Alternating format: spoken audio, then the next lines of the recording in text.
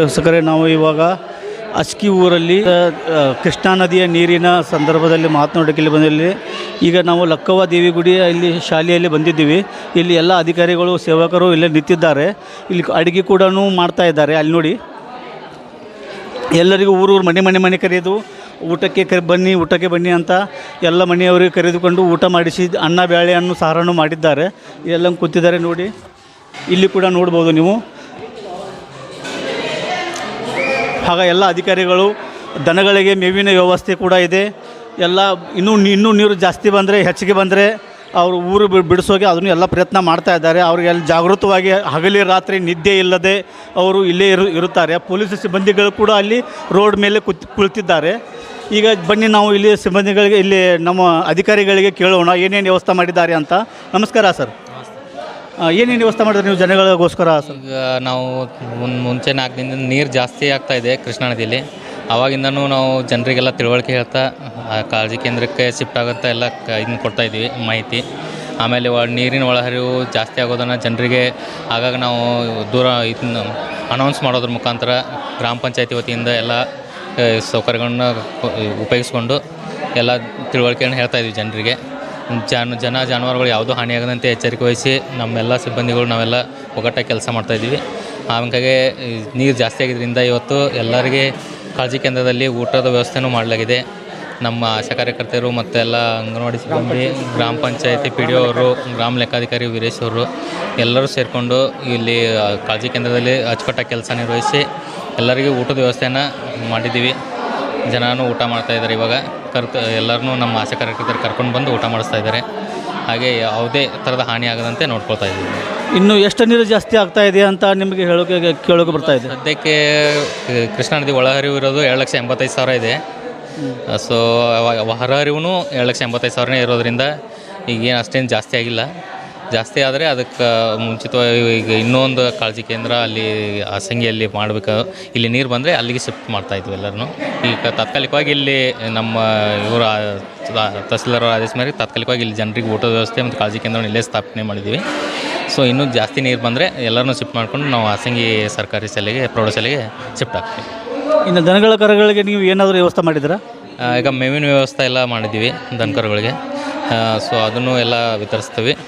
ಈಗ ಯಾವುದೇ ಥರದ ತೊಂದರೆ ಇಲ್ಲ. ನೀರು ಜಾಸ್ತಿ ಆದರೆ ಅದಕ್ಕೂ ತಕ್ಕಂಗೆ ಎಲ್ಲ ವ್ಯವಸ್ಥೆಯನ್ನು ಮಾಡ್ಕೋತಾ ಇದ್ವಿ. ಏನು? ನಮ್ಮ ಹೆಸರು SV ಮಠದ್ ಅಂತೇಳಿ, ನಾನು ಗ್ರಾಮ ಪಂಚಾಯತಿ PDO. ಈಗಾಗಲೇ ಏನು ಪ್ರವಾಹ, ಅಸ್ಕಿ ಗ್ರಾಮದಲ್ಲಿ ಪ್ರವಾಹ ಏನು ನೀರು ಅಂತರ್ಮಟ್ಟ ಹೆಚ್ಚಾಗಿದೆ 2 ದಿನಗಳಿಂದ.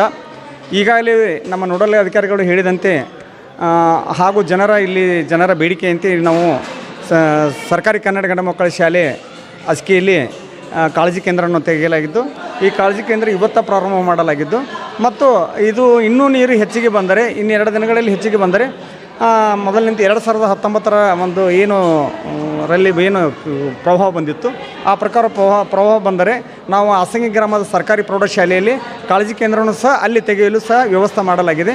ಮತ್ತು ಜನರಿಗೆ ಯಾವುದೇ ರೀತಿಯ ಹಾನಿಯಾಗದಂತೆ ಈಗಾಗಲೇ ಪ್ರಾಥಮಿಕ ಆರೋಗ್ಯ ಕೇಂದ್ರ ಆಗಿರ್ಬೋದು, ನಮ್ಮ ಗ್ರಾಮ ಪಂಚಾಯತಿ ಸಿಬ್ಬಂದಿಗಳು ಹಾಗೂ ಗ್ರಾಮ ಲೆಕ್ಕಾಧಿಕಾರಿಗಳು ಹಾಗೂ ನೋಡಲ್ ಅಧಿಕಾರಿಗಳು, ಆಶಾ ಕಾರ್ಯಕರ್ತರು ಹಾಗೂ ಗ್ರಾಮಸ್ಥರ ಒಂದು ಏನು ಸಹಾಯ ಸಹಕಾರ ಏನಿದೆ ನಮಗೆ ಅವರು ನೀಡಿದಂತೆ ಎಲ್ಲರಿಗೂ ಒಂದು ತೊಂದರೆ ಆಗದಂತೆ ನೋಡ್ಕೊಳ್ತಾ ಇದ್ದೀವಿ. ಮತ್ತು ಅವರಿಗೆ ಯಾವುದೇ ರೀತಿಯ ಡೆಂಗು ಆಗಲಿ, ಕಾಲರಾ ಆಗಲಿ ಮತ್ತು ಮಲೇರಿಯಾ ಯಾವುದೇ ತೊಂದರೆ ಆಗದಂತೆ ಆರೋಗ್ಯ ಇಲಾಖೆಯವರು ಮನೆ ಅವರು ವಿಸಿಟ್ ಮಾಡ್ತಾ ಇದ್ದಾರೆ. ಮತ್ತು ಅದರಂತೆ ಶುದ್ಧ ಕುಡಿಯುವ ನೀರಿನ ಸಹ ವ್ಯವಸ್ಥೆಯನ್ನು ಮಾಡಲಾಗಿದೆ.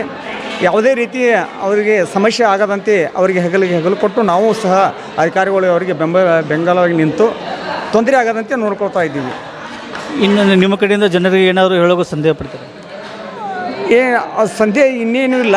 ಅವರು ಆದರೂ ಸಹ ನೀರು ಏನು ಬರ್ತಿರ್ತದೆ, ಅವರು ಸ್ವಲ್ಪ ಜಾಗ್ರತೆಯಾಗಿ ಇರಬೇಕು ಅಂತೇಳಿ ಅವರೆಲ್ಲ ನಾವು ನಮ್ಮ ಗ್ರಾಮ ಪಂಚಾಯಿತಿಯ ಸ್ವಚ್ಛತಾ ವಾಹನ ಏನಿದೆ ಅದರ ಮುಖಾಂತರ ನಾವು ಪ್ರಸಿದ್ಧಿ ಪಡಿಸ್ತಾ ಇದ್ದೀವಿ, ಡಂಗರು ಹಾಕಿಸ್ತಾ ಇದ್ದೀವಿ. ಮತ್ತು ನಮ್ಮ ವಾಹನಗಳನ್ನು ಇಲ್ಲೇ ಅವರಿಗೆ ಬೇರೆ ಕಡೆ ಸ್ಥಳಾಂತರ ಮಾಡೋದಾಗಲಿ ಯಾವುದೇ ಆಗಲಿ ವಾಹನಗಳು ಸಹಿತ ನಾವು ಇಲ್ಲೇ ಸೌಲಭ್ಯ ಒದಗಿಸಿಕೊಟ್ಟಿವಿ. ಈ ನದಿ ಪಕ್ಕದಲ್ಲಿ ಎಷ್ಟು ಊರುಗಳಿದ್ದಾವೆ? ಎಲ್ಲರಿಗೂ ಇಲ್ಲಿ ಮಾಡ್ತಾ ಇದ್ದಾರೆ ಅಥವಾ ಇಲ್ಲಿ ಒಂದೇ ಊರಲ್ಲಿ ಮಾಡ್ತಾ ಇದ್ದಾರೆ? ಈಗ ನಮ್ಮ ರಬಕವಿ ಬನಟ್ಟಿ ತಾಲೂಕಿಗೆ ಏನು ಅಸ್ಕಿ ಗ್ರಾಮ ಹಾಸಂಗಿ ಗ್ರಾಮ ಪಂಚಾಯತಿಗೆ ಒಳಪಡ್ತೈತಿ. ಇದು ಅಸ್ಕಿ ಗ್ರಾಮಕ್ಕೆ ಮಾತ್ರ ನಮ್ಮ ಸೀಮಿತ ಆಗಿರ್ತು. ಇನ್ನೊಂದು ಮೊದಲ ಮಟ್ಟಿ ಅಂತಿದೆ, ಅಲ್ಲಿ ನೀರು ಎಷ್ಟೇನು ಇಫೆಕ್ಟ್ ಆಗ್ತಾ ಇಲ್ಲ ರೀ, ಏನು ತೊಂದರೆ ಆಗಿಲ್ಲ. ಇನ್ನೂ ನೀರು ಸ್ವಲ್ಪ ಇವತ್ತಿನ 1 ಫೂಟ್ ಅಂತರ್ಮಟ್ಟ ಹೆಚ್ಚಾಗಿದೆ ಅಂತ ಅಂದಿದ್ದಾರೆ. ಆ ಪ್ರಕಾರ ಈಗ ಇಲ್ಲಿ ನಾವು ಮುಂಜಾಗ್ರತೆ ವಹಿಸ್ತಾ ಇದ್ದೀವಿ ಎಲ್ಲ ಸಿಬ್ಬಂದಿ ಸಹಯೋಗದೊಂದಿಗೆ. ಇಲ್ಲಿ ಆಸಕಿ ಗ್ರಾಮದ ಆಗಿರ್ಬೋದು, ಆಸಂಗಿ ಆಗಿರ್ಬೋದು. ಆಸಂಗಿ ಪೂರ್ತಿ ಇನ್ನು ನಮಗೆ ಅಲ್ಲಿ ಮುಳುಗಡೆ ಆಗೋಲ್ಲ. ಒಂದು 4 ಬಸ್ತಿಗಳೇನದಾವ, 4-5 ಬಸ್ತಿ ಇದಾವೆ, ಅವ್ರಿಗೆ ಅಷ್ಟೇ ನೀರು ಬಂದು ಇನ್ನೂ 2 ದಿನ ಬಂದ್ರೆ ಮಾತ್ರ ಅವ್ರಿಗೆ ನೀರು ಹತ್ತತಿ. ಅವ್ರಿಗೂ ಮುಂಜಾಗ್ರತೆ ವಹಿಸ್ಲಾಕ ಅವ್ರಿಗೂ ಕ್ರಮ ವಹಿಸಿದ್ವಿ. ಮೊದಲಮಟ್ಟಿ ಗ್ರಾಮದಲ್ಲಿ ಸಹಿತ ಈಗಾಗಲೇ ನಾವು ಅಲ್ಲಿ ನೋಡಲ್ ಅಧಿಕಾರಿಗಳಾಗಿರ್ಬೋದು, ಗ್ರಾಮ ಲೆಕ್ಕಾಧಿಕಾರಿ ಆಗಿರ್ಬೋದು, ಆರೋಗ್ಯ ಇಲಾಖೆಯವರು, ಅಂಗನವಾಡಿಯವರು, ಆಶಾ ಕಾರ್ಯಕರ್ತರು, ಗ್ರಾಮಸ್ಥರು ಎಲ್ಲರೂ ಕೂಡಿ ಅಲ್ಲಿ ಈ ಅಲ್ಲಿ ಒಂದು 8 ವಸ್ತಿಗಳೇನಿದ್ದಲ್ಲ ಅವರಿಗೆಲ್ಲ ಮುನ್ನೆಚ್ಚರಿಕೆ ವಹಿಸಿಕೊಟ್ಟು ಬಂದೀವಿ. ಮತ್ತು ಗ್ರಾಮದಲ್ಲಿ ಏನೈತಿ ಈಗಾಗಲೇ ನಾವು ಆರೋಗ್ಯ ದೃಷ್ಟಿಯಿಂದ ಪಾಗಿಂಗ್ ಮಾಡಲಾಗಿದೆ, ಹಾಗೂ ಮೆಲಾತಿನ್ ಪೌಡ್ರ್ಗಳನ್ನು ಸಹ ನಾವು ಇಲ್ಲಿ ಸಿಂಪಡಿಸಣೆ ಮಾಡಲಾಗಿದೆ. ಮತ್ತು ಎಲ್ಲ ಮಕ್ಕಳಿಗಾಗಲಿ ದೊಡ್ಡವರಾಗಲಿ ಎಲ್ಲರ ಕಾಶಿ ಹಾಯಿಸಿ ನೀರು ಕುಡ್ಲಿಕ್ಕೂ ಸಹಿತ ನಾವು ಜಾಗೃತ ಅವ್ರಿಗೆ ಅಭಿಯಾನ ವ್ಯವಸ್ಥೆಯನ್ನು ಮಾಡಿ. ಹಾಂ, ಬನ್ನಿ ಇಲ್ಲಿ ಆಶಾ ಕಾರ್ಯಕರ್ತರಿಗೆ ಮತ್ತು ನಮ್ಮ ಆರೋಗ್ಯದ ಎಲ್ಲ ವ್ಯವಸ್ಥೆ ಮಾಡೋಗಳಿಗೂ ಹಗಲಿ ರಾತ್ರಿಗೂ ಇಲ್ಲೇ ನಿಂತುಕೊಂಡು ಅವರು ವ್ಯವಸ್ಥೆ ಮಾಡ್ತಾ ಇದ್ದಾರೆ. ಬನ್ನಿ ಅವರಿಗೆ ಕೇಳೋಣ.